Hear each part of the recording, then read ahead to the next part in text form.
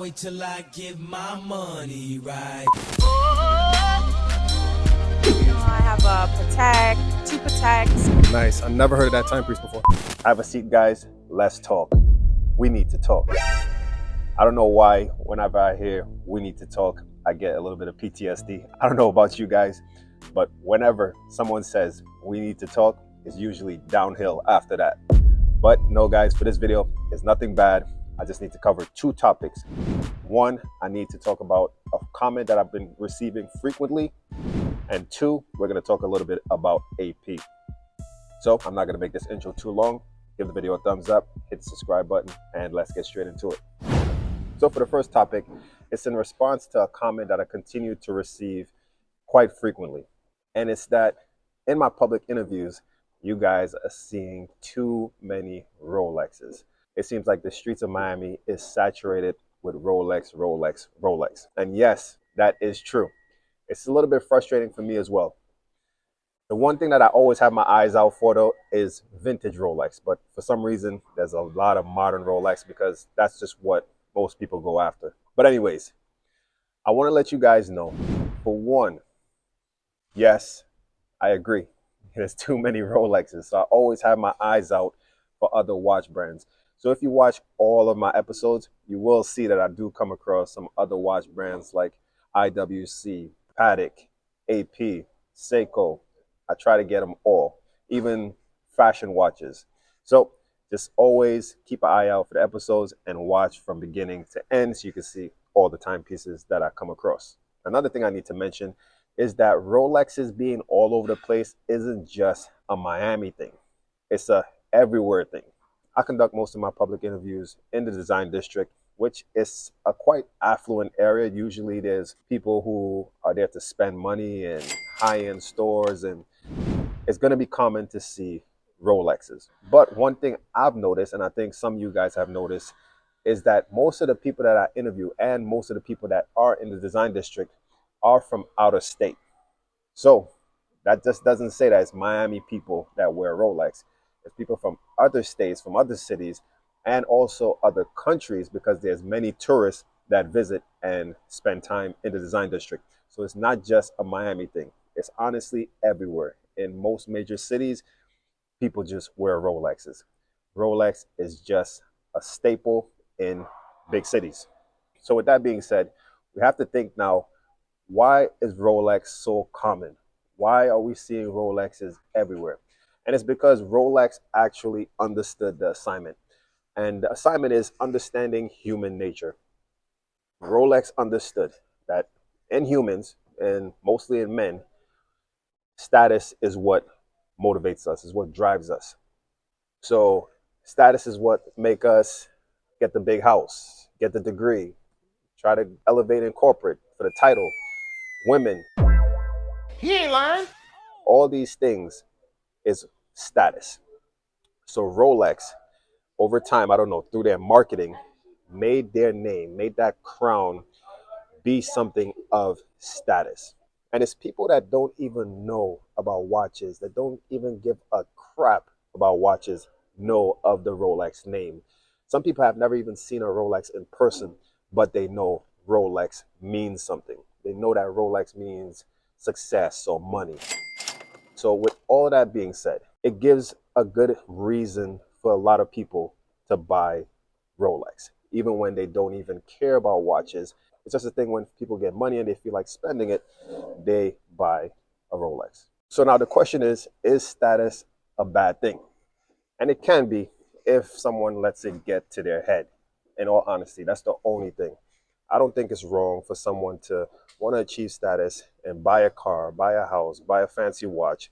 There's nothing wrong with that. It only goes downhill when it gets to their head and they think that they're better than other people. That's where I stand. We just need to understand the many reasons why people buy these luxury items, particularly Rolex that we're talking about right now. And yes, like I said, status. Some people want to flex. There's also networking, investing. Some people like to put their money into different assets, and we all know that Rolex typically holds its value. And there's people like me, watch enthusiasts, who appreciates Rolex for their quality, robustness, and their overall design. So you can't knock someone for wearing a Rolex. You know, you see someone wearing a Rolex on their wrist, it's not to say, okay, this person's flexing. You never know. They could be flexing, yes, but they have some other reason why they're wearing a watch.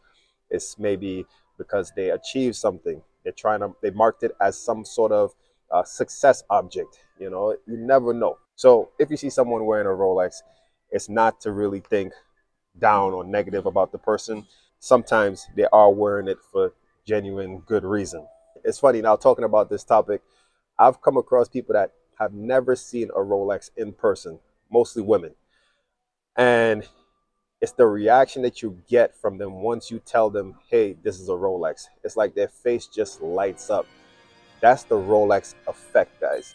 It's not even that the watch that I'm wearing is 20 or 30,000. It was maybe $5,000 to $10,000. But just because of what they heard maybe of the Rolex name, it made them react in a certain way. So a lot of people know that this is the reaction you may get by wearing a Rolex. So that's some of the reasons why some people buy Rolex as well. And you can't knock people for going and falling for the trap of wanting a Rolex because of this reason, especially guys, you know, who want to attract a certain type of woman. But yeah, guys, Rolex really did a good job when it comes to marketing and just building a brand and a business. And the one last thing I got to mention that Rolex did very well, they were smart with, is their price points. They have entry level prices and they go all the way up to where someone would say, I would never pay that much.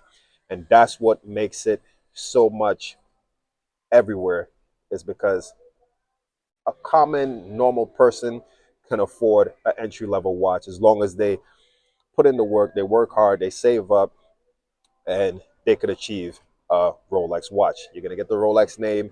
It might not be a high-end model, but it's Rolex nonetheless, and it will still be respected by most people. So that's another reason why you see Rolex everywhere, guys, because there's OPs, there's entry-level Rolex watches that almost anyone could buy. My second and last topic, guys, is AP, Audemars Piguet. I don't know if you guys have seen their new release perpetual calendar. This timepiece, guys, is a reminder of why watches should be admired and respected. I'm someone that's really deep into timepieces, understanding what goes into building these watches and the development, the innovation, the engineering. And sometimes I forget. But recently I read and I watched some videos on this timepiece, and it was a strong reminder of why I love watches and I respect the watchmakers that build these watches. This watch in particular took 5 years to develop, from scratch to completion. 5 years. And the one thing about AP that I love is that they listen to their customers, and also they just do their own thing that customers don't even ask for but appreciate at the end. And the one thing is, if you guys know from the previous model, perpetual calendar, you needed a stylus to set the watch, which took long and was difficult. But now in this new model, you don't need a stylus. All you need to use is the crown. And once you think about using a crown to set, I think, 6 functions, that takes a lot of detailed brain work engineering to, to put together in a movement. If you guys really understand what goes in behind building a watch like this, you'll be like, wow, the engineering is crazy. So now that you can set this watch with the crown, this allows you to set the watch in around 3 minutes. Damn. That is a huge accomplishment for AP, and I know a lot of customers will appreciate this. Another thing that surprised me too is that they didn't increase the size of the case to fit this new movement. That's something that we need to think about when it comes to engineering and design. And lastly, it was a fun fact for me to learn that in building this watch, they started with the dial. They start with the dial and then they build around it. They build the movement on top of it. I've really admired and respected and look up to some of these watch companies that build these watches, in particular the watchmakers and the engineers. And I think some of you guys need to look into this as well, and it will help you appreciate watches even more. In closing, guys, I want to say that I love this small community that we've grown and we're going to continue to grow. You know, I chose a niche that's quite small, especially on YouTube. But guys, I don't care. I don't care about the size. You know, gaining over 10,000 subscribers is a huge accomplishment, especially for a watch channel. And I'm growing the channel to be more than just a watch channel. I'm gonna incorporate in my interviews a little bit more, a little bit of business and finance. So in the public interviews that you guys all love, where I approach people talking about watches, yes, I'm gonna keep that there, but I wanna become better when it comes to the interviewing process and getting to know the person better and understanding their career, their finance, and advice that they could give us.